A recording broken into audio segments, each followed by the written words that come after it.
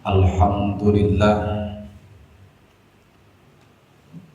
Alhamdulillahil qawiyil matin. Ashhadu an la ilaha illallah wa huwa khairur raziqin. Wa ashhadu anna Muhammadan abduhu wa rasuluh. Allahumma salli wa sallim ala Sayyidina Muhammadin wa ashlighiz zalimin bizzalimin wa akhrijna min bainihim salimin wa ala alihi wa ashabihi ajma'in. Amma ba'd. Fa ya ayuhan nas, usikum wa nafsi bitaqwallah, faqad fazal muttaqun. Wa qala Allah ta'ala fi kitabihil aziz, a'udzu billahi minasy syaithanir rajim. Bismillahirrahmanirrahim. Qul inna rabbi yabsutur rizqa liman yasha wa yaqdir walakin aktsaran nasi la ya'lamun. Shadaqallahul azim wa sadaqan nabiyul karim wa nahnu ala dzalika minasy syahidin wasyakirin. Saudara-saudara sekalian yang dirahmati Allah, bersyukur kita kepada Allah atas karunia kesehatan kita dapat melaksanakan aktivitas kita, baik itu aktivitas duniawiyah maupun aktivitas ukhrawiyah. Salam dan salam kita selalu sampaikan kepada ruh Sayyidina Muhammad sallallahu alaihi wasallam. Semoga kita mendapatkan rezeki yang barokah, rezeki yang berlimpah dengan membanyakkan membaca salawat. Amin ya rabbal alamin. Melalui mimbar takwa ini, marilah kita bertakwa kepada Allah dan menyerahkan secara paripurna rezeki itu ada dalam takdirnya. Dikisahkan suatu hari ada orang yang kaya raya, dia merasa hatinya gak tenang, batinnya tidak tentram, padahal duitnya banyak. Dia ingin mencari seseorang yang bernama Nasruddin, seorang ahli agama dan juga seorang yang cerdik pandai, bijaksana. Singkat kata, bertemulah dia dengan Nasruddin ini. Dia sampaikan unek-uneknya kepada Nasruddin. Saudara Nasruddin, uangku banyak, hartaku berlimpah-limpah, tapi aku nggak tenang ini. Ini kamu lihat ini, aku bawa tas. Ditunjukkannya lah tas itu. Di dalam tas itu begitu banyak uang, emas. Lalu dia berkata kepada Nasruddin, "Nih, lihat tasku ini. Begitu banyaknya emas, uang di dalamnya. Tapi aku nggak tenang." Lalu seketika itu juga dirampas Nasruddin lah tas itu. Seperti penjamret, dia bawa lari tas itu. Orang kaya tadi merasa susah hatinya, dikejarnya Nasruddin. Nasruddin berlari begitu cepat. Orang kaya tadi tergopoh-gopoh seperti tidak sanggup lagi. Lalu Nasruddin memandang dia dari kejauhan. Dia letakkan tas orang kaya itu di tengah jalan. Lalu dia bersembunyi di balik pohon yang dekat dengan tas yang dia letakkan itu. Orang kaya tadi melihat tasnya di tengah jalan, dia pun menyusul dan dia ambil tas itu. Lalu orang kaya tadi bilang, syukur, lega rasanya, akhirnya dapat kembali duit ini, harta ini. Lalu Nasruddin muncul. Apa kata Nasruddin? Inilah salah satu cara untuk memindahkan rasa duka menjadi rasa sukacita. Orang kaya tadi itu pun tertunduk malu. Dari kisah ini kita dapat mengambil kesimpulan bahwa rezeki itu milik Allah.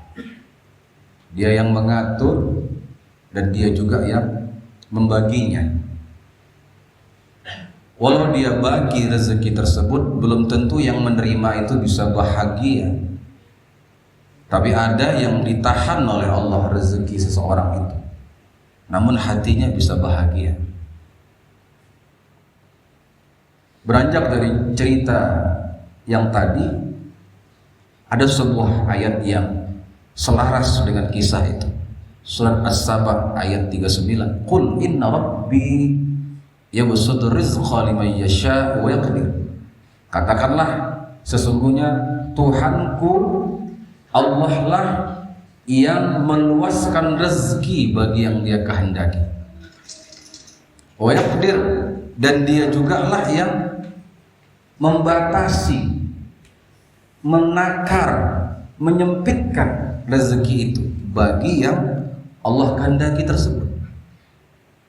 Walakin aktsarun nasi la ya'lamun, akan tetapi kebanyakan manusia tidak mengetahui, tidak menggunakan akalnya dalam dia memperoleh rezeki itu. Kadang manusia melihat orang lain lebih kaya dari dia, timbul mindernya, timbul kelemahan batinnya. Dia merasa Allah tak sayang sama dia. Ini fenomena rezeki sangat misterius. Kita tidak ada yang tahu. Rezeki itu datang, baik itu diundang ataupun tak diundang. Ada orang yang sudah melaksanakan perintah Allah, tapi rezekinya seret juga. Ada yang melanggar larangan, ada yang tidak taat, selalu bermaksiat, tapi rezekinya lancar-lancar saja.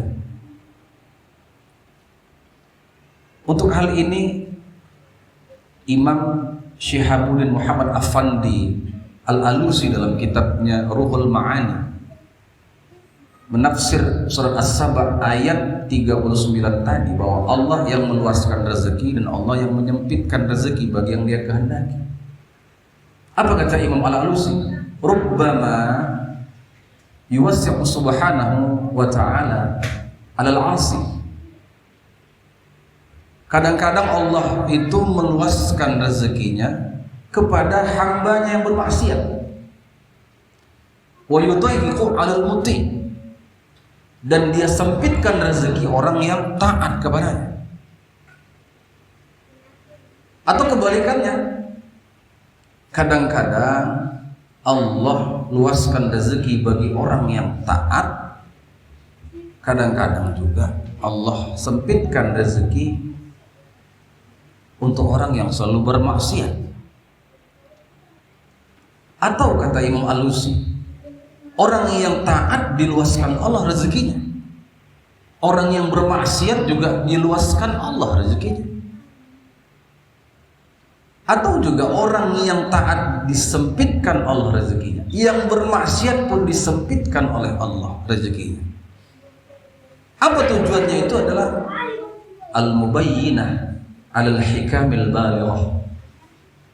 Tujuannya itu adalah nyata benar ada hikmah yang dahsyat terkandung di dalamnya. Pada intinya supaya kita ini tidak mengatur Allah, kita ini tidak memaksa Dia. Dialah yang berhak mengatur rezeki, menjumlahkannya, menguranginya, melimpahinya, menseratkannya. Karena memang begitulah. Kita mengamalkan baca surah Al-Waqiah tiap malam supaya kita dapat rezeki, tidak ditimpa kefakiran. Kita baca ayat 1000 dinar. Memang amalan itu bisa membuat kita dapat rezeki yang tak disangka-sangka. Kita bisa kaya dengan amalan-amalan itu. Tapi apakah setelah kita mengamalkan itu, kita tidak pernah lagi dirundung oleh masalah? Tetap masalah itu ada saja. Intinya jangan kita berhenti berbuat baik.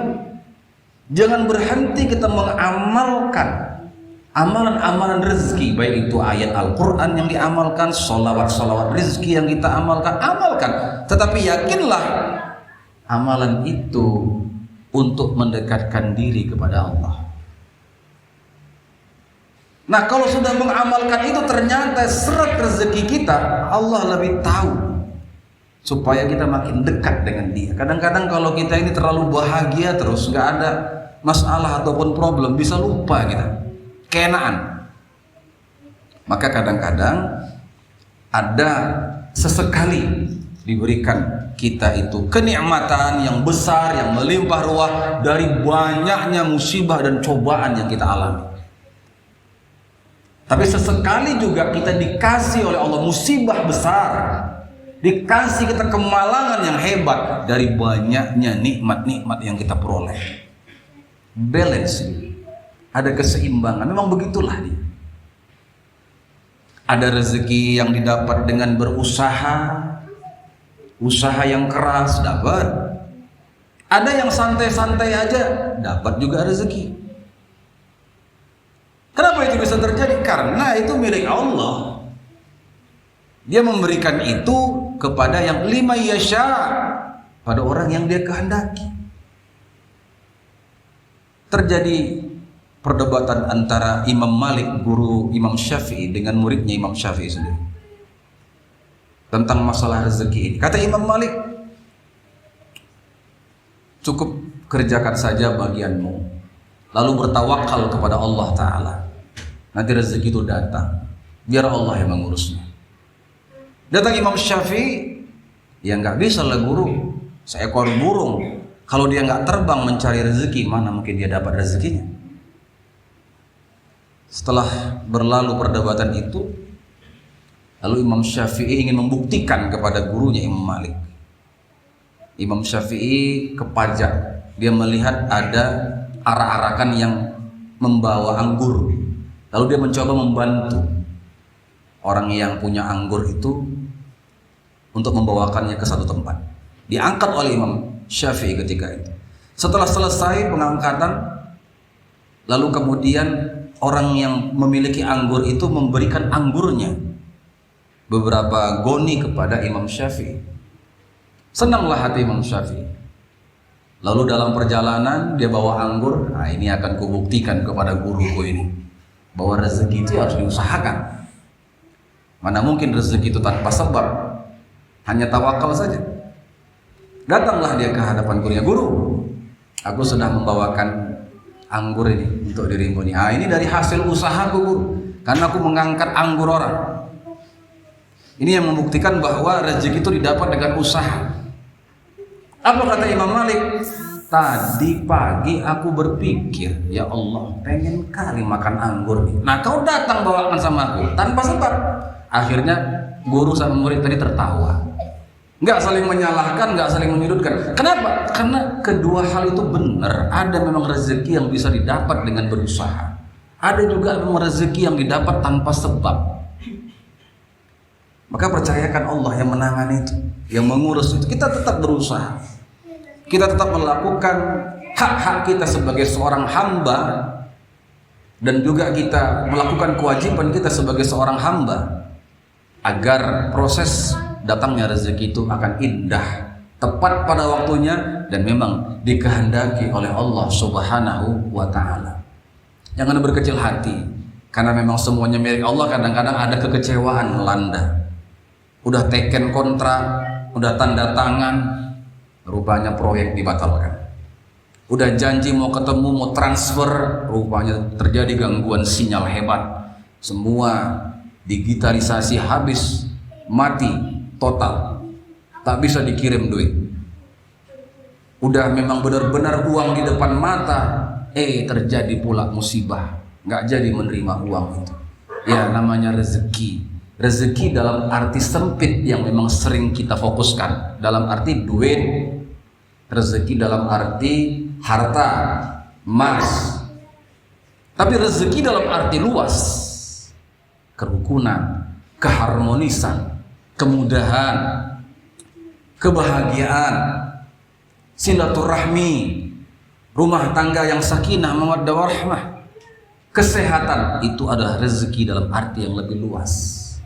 Kalau kita melihat ada rezeki yang sedikit dari sesuatu yang kita terima, lihat rezeki yang dalam arti yang luas yang kita miliki, supaya kita tidak berkecil hati, tidak ada kekecewaan, karena yakinlah bahwa rezeki Allah itu maha besar. Huwa khairur raziqin, dialah yang paling sebaik-baik membagi rezeki kepada hamba-hambanya. Semoga apa yang saya sampaikan tentang permainan rezeki atau game of rezeki dapat bermanfaat untuk kita semua. Jadikanlah waktu kita ini untuk mencari rezeki dengan sebaik-baiknya. Rezeki yang halal tentunya, yang tidak menipu orang lain, tidak berlaku curang. Rezeki yang didapat dengan jalan yang benar, itu yang harus kita pertahankan.